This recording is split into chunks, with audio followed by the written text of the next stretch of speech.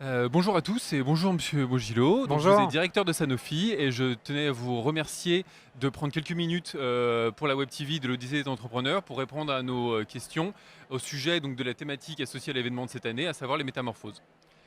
Première question. En gros, on voulait savoir quel est le type de posture que vous adoptez quand il y a des remous, à savoir est-ce que vous êtes du genre à plutôt tenir le cap quoi qu'il en coûte ou plutôt vous adapter un peu aux situations pour voir un peu comment il est possible d'arriver à quai, si je tiens la métaphore. En fait, les deux. Les deux, parce que quand vous êtes dans une crise, vous êtes par définition obligé de vous adapter. Et c'est ce qu'a fait Sanofi pendant cette crise, hein, trouvant des solutions pour nos collaborateurs, pour continuer à produire nos médicaments, pour continuer à développer nos études cliniques, pour continuer à trouver des solutions, y compris sur la crise du Covid-19, hein, des nouveaux vaccins, des nouveaux traitements. Mais en même temps, on est dans une grande entreprise. Donc, quand vous êtes dans une grande entreprise, vous avez une stratégie. Et au cours des derniers mois, on a essayé aussi de continuer à délivrer notre stratégie et de faire un certain nombre d'évolutions qui correspondent à notre stratégie. Par exemple, au niveau international, on s'était engagé à acheter des nouvelles sociétés qui nous permettaient de faire rentrer des nouvelles technologies. Et ben, on l'a fait. On a créé ces partenariats-là. Donc, vous voyez, trouver le bon équilibre entre gestion de crise et stratégie, c'est un petit peu ce qui nous a guidés là ces dernières semaines. D'accord. Donc vous avez un peu anticipé ma question suivante parce qu'on allait parler justement de la crise actuelle, donc à la fois économique, climatique et sanitaire avec la Covid. Euh, Est-ce que vous pouvez m'expliquer un tout petit peu plus le type d'initiative que vous avez pris spécifiquement pour y faire face, donc que ce soit la crise sanitaire ou si on touche à l'aspect climatique ou économique, pour voilà, permettre de continuer votre activité autant que possible. Vous savez, moi je suis une société particulière, je suis Sanofi, on est une industrie de santé, on fait des médicaments. Donc dans une crise sanitaire, la première chose qu'on a fait, c'est de mettre à disposition nos compétences pour essayer de trouver des solutions à cette crise sanitaire. Donc on a d'abord augmenté nos capacités de production dans nos usines pour pouvoir délivrer les médicaments dont les Français avaient besoin. Par exemple, le Doliprane, on a multiplié par 3 nos productions pour pouvoir donner ce médicament à un maximum de Français. On a cherché des traitements qui pouvaient être efficaces contre le Covid-19. Vous avez entendu parler de l'hydroxychloroquine, mais on a eu aussi une interleukine 6 qu'on a essayé. Malheureusement, ça n'a pas permis d'avoir un impact très fort sur ces pathologies, sur cette pathologie du Covid-19. Mais on a essayé, on a mis nos chercheurs pour essayer de trouver. Et puis on développe 2 vaccins. Depuis le premier jour où on a identifié les cas de Covid dans le Wuhan, nos chercheurs ont commencé à travailler avec les autorités et on a lancé toutes nos équipes de recherche là-dessus. Vous savez, pour nous, ça a été un moment où, quand vous êtes une société pharmaceutique et que vous développez des vaccins, de répondre présent, et j'espère que l'année prochaine, on aura un vaccin efficace contre le Covid-19.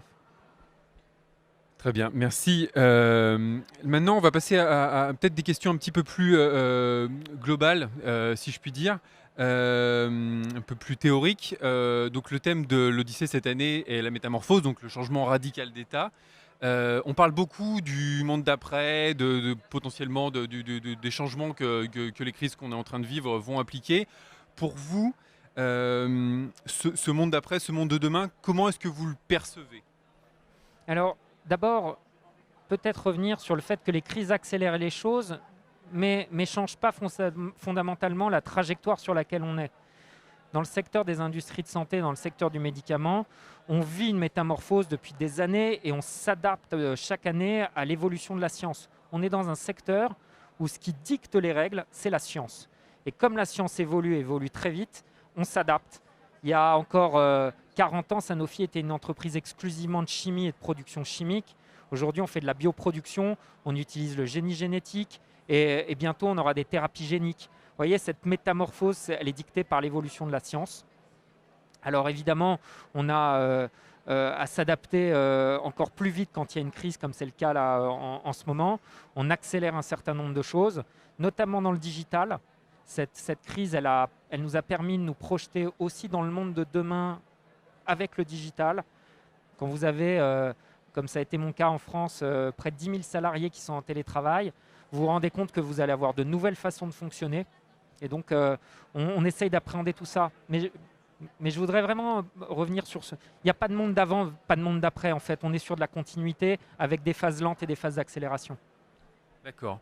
Euh, vous avez aussi évoqué vos salariés pendant notre entretien au sujet de leur engagement. Est-ce que c'est quelque chose qui pour vous est primordial? Est-ce que vous y attachez vraiment une grosse importance? Est-ce qu'aussi qu'ils aient un engagement peut-être potentiellement en dehors de l'entreprise, c'est quelque chose qui est aussi important pour vous au sein de Sanofi? C'est quoi votre position là-dessus? Alors, moi, vous savez, j'ai pris mes fonctions le 1er mars, juste 15 jours avant le confinement. Et je peux vous dire que j'ai une vraie fierté d'avoir vu l'engagement des salariés de Sanofi. Ça a été absolument extraordinaire parce que tout le monde s'est senti utile dans cette crise. 94% de présence sur nos sites industriels pendant le confinement. Des gens qui gardaient les enfants des autres pour pouvoir être présents sur site. Il y a eu un engagement absolument extraordinaire. Il y a eu un engagement aussi de ceux qui étaient en télétravail. Il y a eu un engagement des chercheurs. Vraiment, vous savez, il y a un moment où, quand vous êtes dans une crise comme celle-ci, vous retrouvez les éléments de votre utilité, le sens pour lequel vous travaillez. Et je dois dire que les salariés de Sanofi ont répondu présent presque au-delà de ce que je pouvais imaginer. J'ai une vraie fierté d'être le président de cette entreprise en France. Après, ce n'est pas totalement nouveau non plus, hein. Les salariés de Sanofi s'engagent tous les jours. On a un engagement, nous, sur l'écologie, on a un engagement sur les jeunes, par exemple. On a plusieurs associations avec lesquelles on travaille. Télémac, pour les quartiers ont du talent, Capital Filles. Moi, j'ai des dizaines et des dizaines de parrains chez Sanofi qui accompagnent des jeunes. Cette année, on pensait qu'il allait y avoir plus de difficultés. Ben non, on a eu plus de mains qui se sont levées pour pouvoir aider les jeunes. Donc cet engagement, c'est un peu plus fort. Vous savez, on est plus qu'un producteur de médicaments. On est une entreprise de 25 000 salariés en France. On se doit d'avoir une vie dans la cité. Et je dois dire que les salariés de Sanofi sont exemplaires. Écoutez, merci beaucoup, M. Bogilope, du temps que vous nous avez accordé. Il me reste juste à vous souhaiter une belle après-midi, une belle odyssée. C'est gentil. Et puis à très bientôt. Merci, Au merci revoir. à vous, au revoir.